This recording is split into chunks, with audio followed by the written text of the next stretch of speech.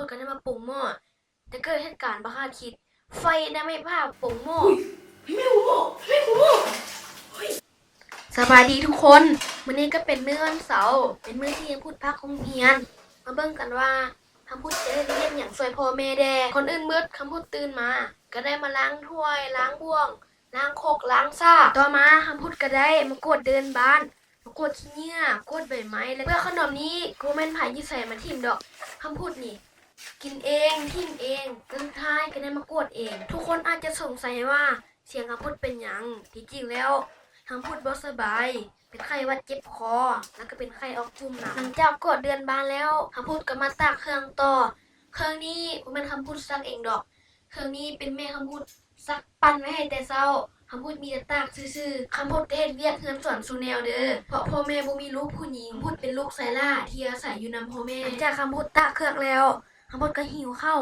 ก็เลยมาเซาะหาแนวกินนี่เป็นหน่อไม้เด้อที่พ่อแม่คำพูดเฮ็ดไว้เพื่อเอาไว้กินยาวนานแนมไปแนมมามื้อนี้รู้สึกบ่อยากเลยไปเซาะหาของกินอยู่ตู้เย็นซอกไปซอกมาก็บ่เห็นหยังเลยไปเห็นไข่อ๋อมื้อนี้ต้องคิดออกกันล่ะมาดูต้มไข่กินสิดังไฟต้มไข่พัดบ่มีฟืนคำพูดกันเลยต้องมาตัดฟืน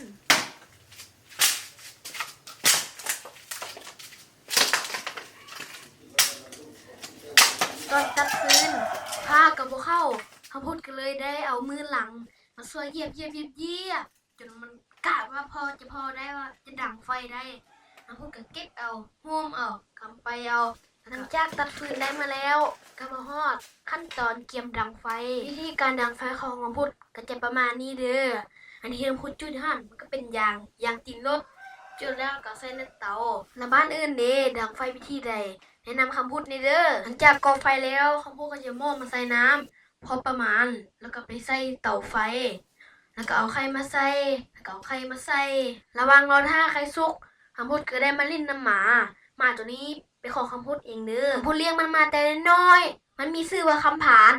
หลังจากคำพูดลิ้นน้ำหมาแล้วคำพูดก็ได้มาปรุงหม้อแต่เกิดเหตุการณ์บ่คาดคิดไฟได้ไม่พาปรุงหม้อดีแต่คำพูดตั้งสติได้ทันก็เลยเอาน้ำมามอดใส่ฝากเตือนน้องๆเด้อที่พ่อแม่บ่อยู่บ้านคนเดียวดังฟืนดังไฟก็ให้ระมัดระวังกันเด้อหลังจากนั้นก็จะฮอดขั้นตอนการกินข้าวแล้วไข่นี่แตกเป็นไข่นี่คำพูดต้มนี่แตกเบิดสุดยอดเด้มีวิธีเด้แน่ที่ต้มไข่บ่แตกแนะนำคำพูดแน่หลังจากบอกแล้วคำพูดเก่าบ่วงมาซัก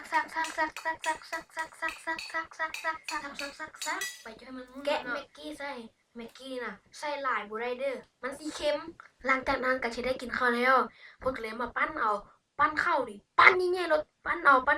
นี่ก็ปั้นไปอีกอันนี้เนี่ยมันปั้นน้อยมันบ่อิ่มเนาะต้องปั้นหลายๆกินให้อิ่มมันเดียวเลยเนาะมาฮอดนี่คำพูดจะขอตัวกินข้าวก่อนเด้อก็ขอบใจ FC หมดทุกคนเนาะที่เข้ามารับชมวิดีโอนี้จนจบสุดท้ายนี้คำพูดก็ขอฝากถึงน้องๆเด้อยามนี้ก็ใกล้จะฮอดยามหนาวแล้วให้เบิ่งแยงสุขภาพดีๆเด้อย่านเป็นไข้หวัดเจ็บคอคือคำพูดขอขอบใจ